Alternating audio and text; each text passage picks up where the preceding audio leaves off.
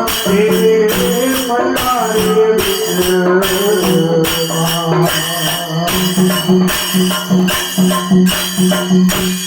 कोई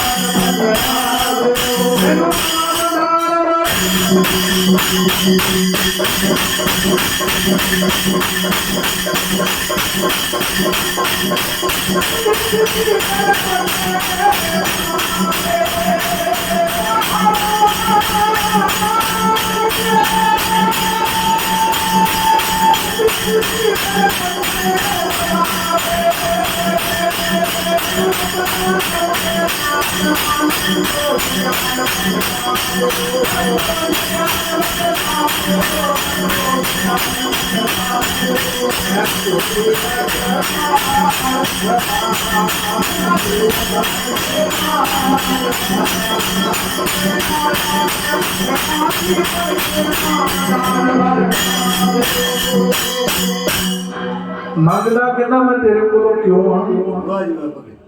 तेरे भंडारे विच कोई परवाह ना भंडार इन्ना है कमी कोई नहीं कोटा ने पदार्थ कोट कहते हैं करोड़ नूं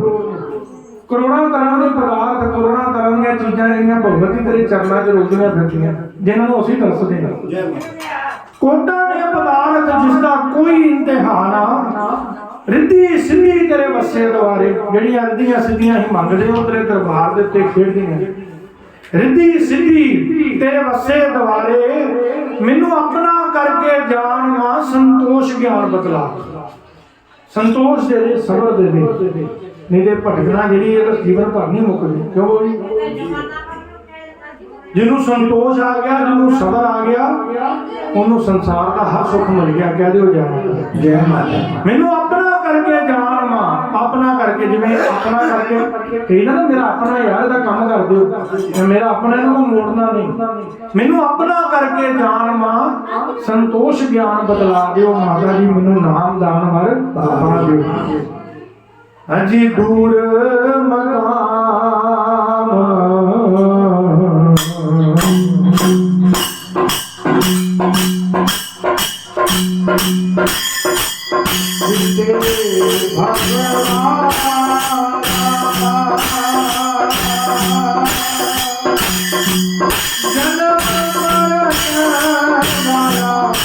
बंद करो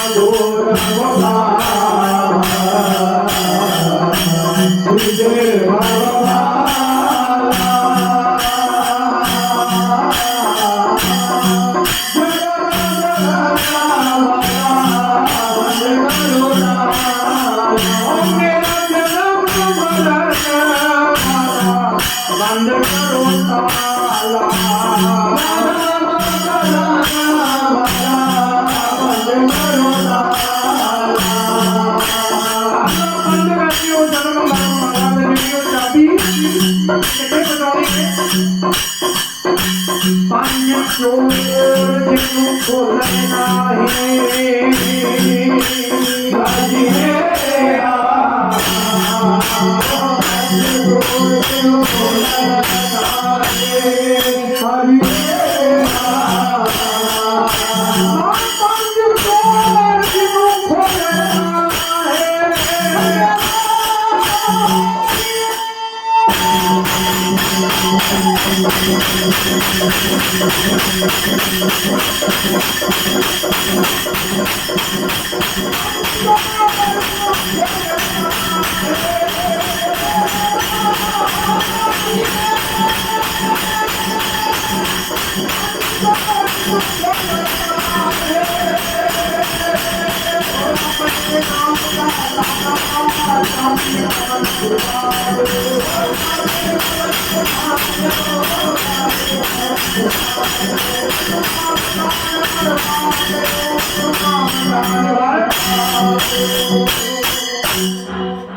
जे मैं वेखा अमला वल्ले कुछ नहीं मेरे पल्ले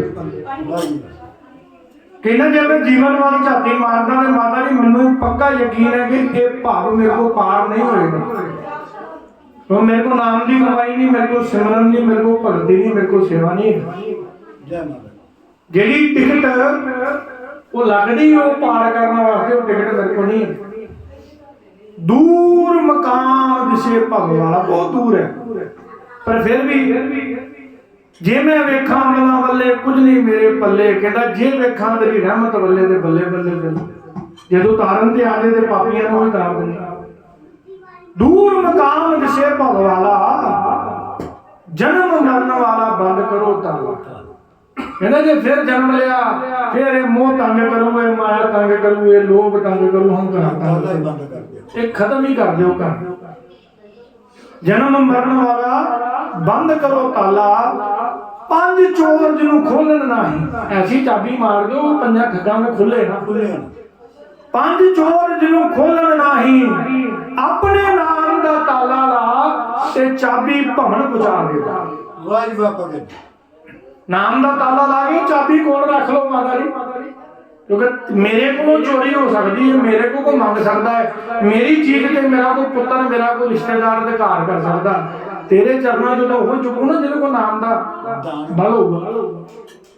अपने नाम का ताला ला चाबी भवन पहुंचा दो माता जी, मैनू नाम दान वाल पा दो। अजी आस प्यास